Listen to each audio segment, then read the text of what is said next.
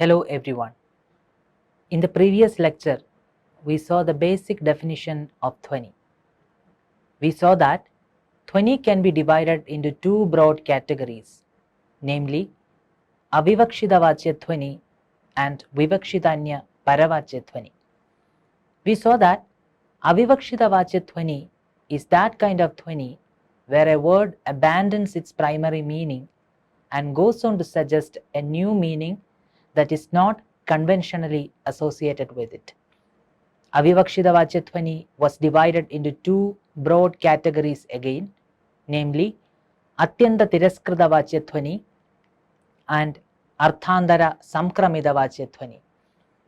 Atyanta-tiraskrit-vacya-dhvani is that kind of dhvani where a signifier completely abandons its primary meaning and suggests a new meaning. But in arthantra-samkramita-vacya-dhvani, the signifier retains its primary meaning to some degree, but still suggests a new meaning that is not conventionally associated with it. In this lecture, we are going to discuss the second larger variety of dhvani, which is Vivakṣitānya-paravācya-dhvani. What is Vivakṣitānya-paravācya-dhvani? The expression Vivakṣitānya-paravācya-dhvani literally means the literal meaning understood in a different way. Anya-paravācya.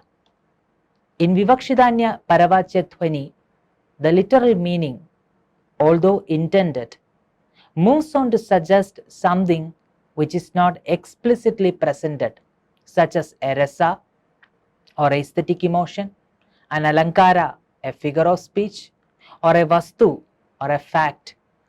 Vivakṣitānya-paravācya is broadly divided into two, saṃlakṣya-krama-vyaṅgya and asaṃlakṣya-krama-vyaṅgya, on the basis of whether we are conscious of the succession from the literal meaning to the suggested element. In saṃlakṣya-krama-vyaṅgya, we are conscious of the movement that takes place from the literal meaning to the suggested meaning. In other words, first we perceive the literal sense, then after a momentary interval, we see the suggested sense. In asaṃlakṣya-krama-vyaṅgya-dhvani, we are not conscious of the movement from the literal to the suggested. Only rasa-dhvani falls within the ambit of asaṃlakṣya-krama-vyaṅgya. First, let's take a look at saṃlakṣya-krama-vyaṅgya. Saṃlakṣya-krama-vyaṅgya means suggested sense appearing like a reverberation. It is also called anuranana-rupa-vyaṅgya-dhvani. Saṃlakṣya-krama-vyaṅgya is divided into two varieties, such as shabda-shakti-mūla and artha-shakti-mūla. Shabda-shakti-mūla is that variety of dhvani where a figure of speech is implied without being directly expressed by a word or a set of words. The following is an example of an alankara or figure of speech being suggested from the power of words or Shabda Shakti. Anandavardhana takes this example from Mayura's Surya Shataka. Dattanandaha prajana samujita samayagrishta srishtaha payobhi purvakne vipragirna dishi dishi viramatyakni samahara bhajaha deeptashor dirgha dukha prabhava phaya phayonnadvat uttaranavo gavo vaha pavananam parama parimidam pridim utpadyandu. In the actual context of the text, this verse is about the rays of the sun. Therefore, it means as follows: giving joy to all creatures by their absorption and release of water or payophi, scattering to all directions in the morning and disappearing samahara at the close of day. They are a ship for crossing the sea of transmigration, the source of our long pain. May these rays of the sun, Gao, engender in your purified cells unmeasured bliss. the same verse can denote another meaning through pun, although the new meaning does not fit in the context of the poem. The following is the second meaning, which deals with a herd of cows, giving joy to their progeny by their absorption and release of milk or payopi, scattering to all directions in the morning and gathering samahara at the close of day. May these cows, gao, engender in your purified cells unmeasured bliss. In the example given above, the contextual meaning and the non-contextual meaning are literal. However, there is a connection implicit between the contextual meaning and the non-contextual meaning. This connection is that of a subject and tenor, or upama and upameya. Therefore, what is suggested is the figure of speech called rupaka, where a connection is drawn between two apparently dissimilar objects in such a way that this connection between the superimposed object and its real base has to be understood from the context. The second variety under saṃlakṣya-krama-vyaṅgya is artha-shakti-moola-dhvani. In this variety of dhvani, a fact other than the literal meaning of the words is suggested by the power of the primary meaning of words. Unlike avivakṣita-vācya-dhvani, where the literal meaning of the word is abandoned to suggest a new meaning by the power of the secondary usage of words, artha-shakti-moola-dhvani does not make use of the possibilities of the secondary usage to generate the suggested meaning. On the other hand, in artha-shakti-moola, the suggested meaning is created solely by the power of the primary meaning and context. In this variety, the literal meaning is retained and then a new meaning is suggested. Anandavarthana says that this variety is totally different from the literal sense. An example of this variety quoted by Anandavarthana is taken from Satyashai. The speaker of this verse is a certain woman who tries to prevent a mendicant from venturing into her trysting place on the bank of Goda river. A religious mendicant was always frightened from a house by a family dog, and he used to wander around freely along the banks of Goda river to gather flowers for his puja. Now, the young wife of the house was in the habit of secretly meeting her lover in a thicket on the river bank. Now she fears that the mendicant who comes along the river bank has become a hindrance to her tryst with her lover. To prevent the mendicant from coming to the thicket, thereby interrupting her love-making, the clever woman says that says these words to the mendicant: "Go your rounds freely, gentle monk. The little dog is gone. Just today from the thickets by the Goda came a fearsome lion and killed him." The literal signification of the verse is obviously an injunction that the mendicant can roam around the banks of Goda river.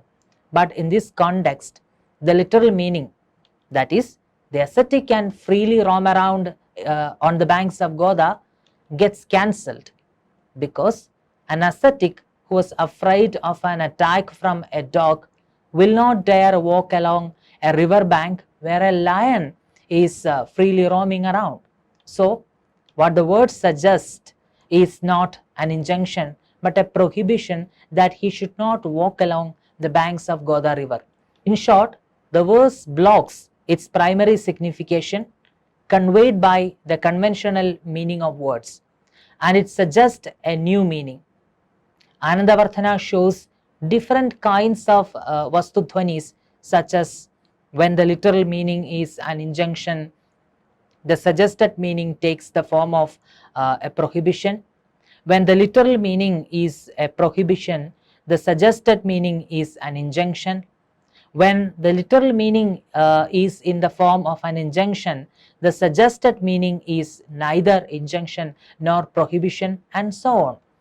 Although he demonstrates only a few instances of Vastu-dhvani, he says that other differences of the suggested meaning from the literal are possible along these lines. We have merely indicated the general diction.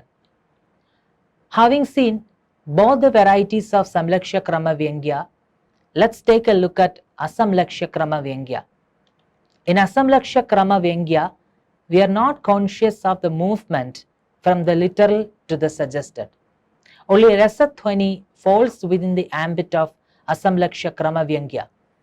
According to Anandavarthana, rasa-dhvani can be suggested through a whole lot of vyanjagas or suggesters, such as a pada or word, a vakya or sentence, a varna or phoneme, a padamsha or a part of a word, a sanghadana or a texture, an alankara or figure of speech, an angya or gesture, a sup or case ending, a thiri or personal endings of a verb, vachana that means grammatical number, sambandha or relationship indicated through the genitive, karakas or complements of the verbal action such as agent, object, locus, etc., a krit or primary suffix attached to the verb root, sandhi or compounds, etc. According to Abhinavagupta, the commentator of Ananda's Dhvanyaloka, the very first benedictory verse in Dhvanyaloka is an example of rasa-dhvani. This goes like this: of Madhu's foe, incarnate as a lion by his will, may the clothes which put the moon to shame in purity and shape, by cutting off his devotees' distress, grant you protection. This benedictory verse has as its subject Narasimha, the man-lion incarnation of Vishnu. The legend has it that Vishnu incarnated as Narasimha in order to destroy the demon king Hiranyakashipu, to remove the distress of the Vaishnava devotee Prahlada. According to Abhinavagupta, the heroic flavor or Veera Rasa is suggested by our apprehension of energy or Utsaha, an apprehension furnished by the association of God, who is constantly exerting himself on behalf of humankind with the characteristic of clarity of purpose and diligent resolve. The following is another example of a rasa-dhvani that Ananda cites. Her face was bowed in shyness in the presence of our elders, and she forced back the grief that gave motion to her breast.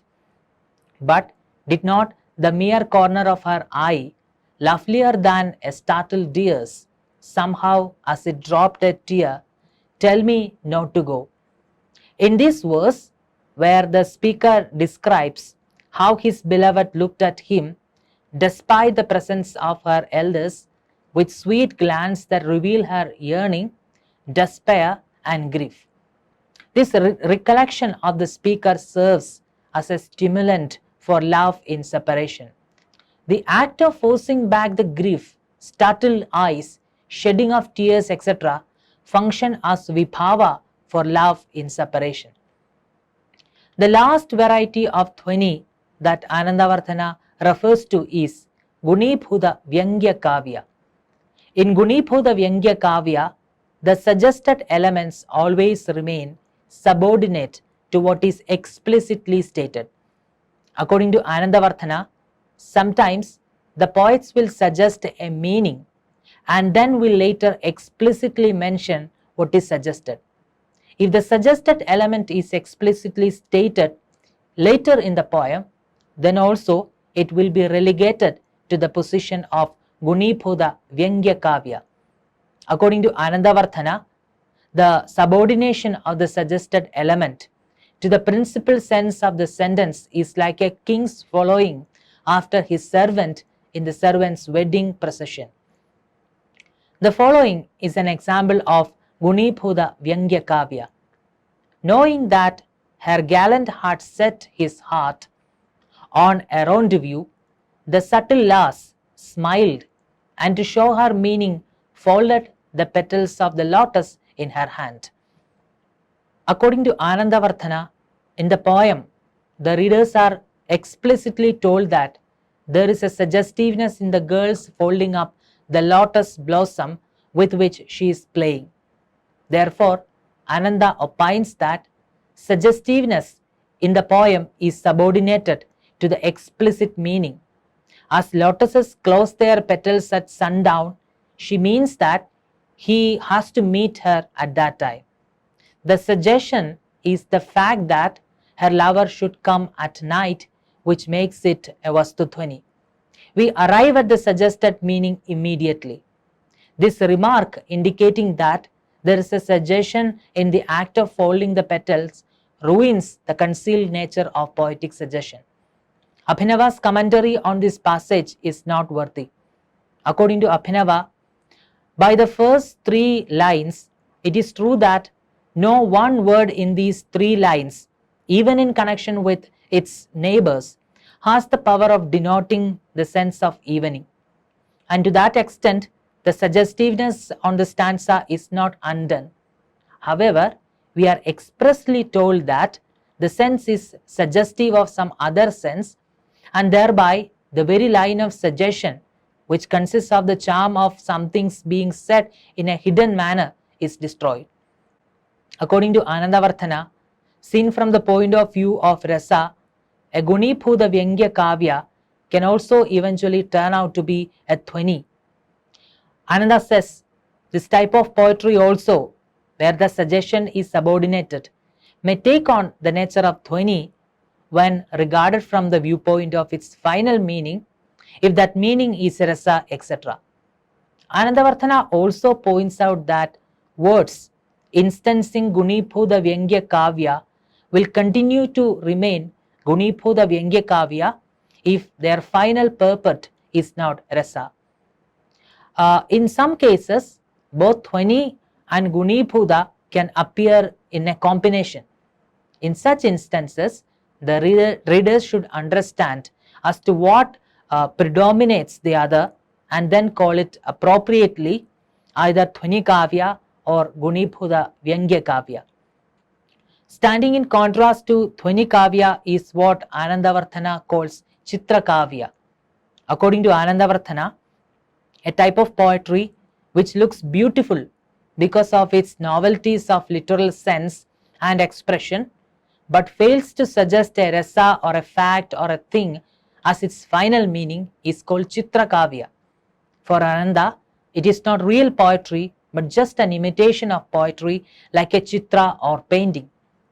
Chitra-kavya is of 2 types, namely Shabda Chitra or verbal poetry of display and Artha Chitra or semantic poetry of display. Semantic Chitra, which extensively uses figures of speech like poetic fancy, carry no suggested sense, and it fails to suggest anything because of the predominance of the literal meaning. Similarly, in verbal Chitra-kavya, the emphasis is on signification without suggestion.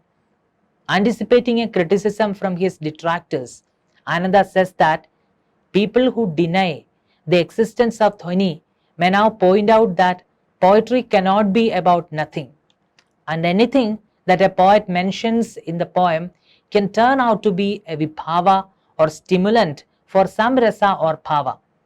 Ananda observes that this criticism does not hold. He opines that although it is true that anything that a poetic composition deals with ultimately results in rasa, the purport of the poet is particularly important. If the poet is not properly charged with emotion and does not have the intention of producing rasa, a poetic composition will turn out to be an imitation of rasa, bereft of aesthetic emotion. Ananda states, it is true that there is no species of poetry where there is no apprehension of the rasa, etc. When, however, a poet having no intention of revealing by his words rasa or bhava, etc., composes mere figures of speech and sense, and may regard his composition from the viewpoint of his intention as being without rasa, etc. For the meaning of the words in a poem is greatly strengthened by the author's intention. By force of the inherent capability of the literal sense, there may be an apprehension of rasa, even though the author had no intention of revealing it. But that apprehension will be very weak. In this way too, we may regard such a composition as without rasa and so assign it to the area of Chitra. The matter is stated as follows. That is the area of Chitra where the author's intent is not to write on the subject of rasas or bhavas, etc., but to compose figures of speech.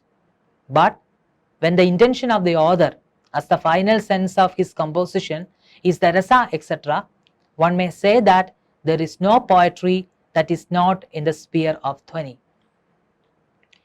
These are the major lessons or points that we need to keep in our mind with respect to the concept of dhvani as propounded by Anandavardhana. I hope that you have understood these lessons properly. Thank you.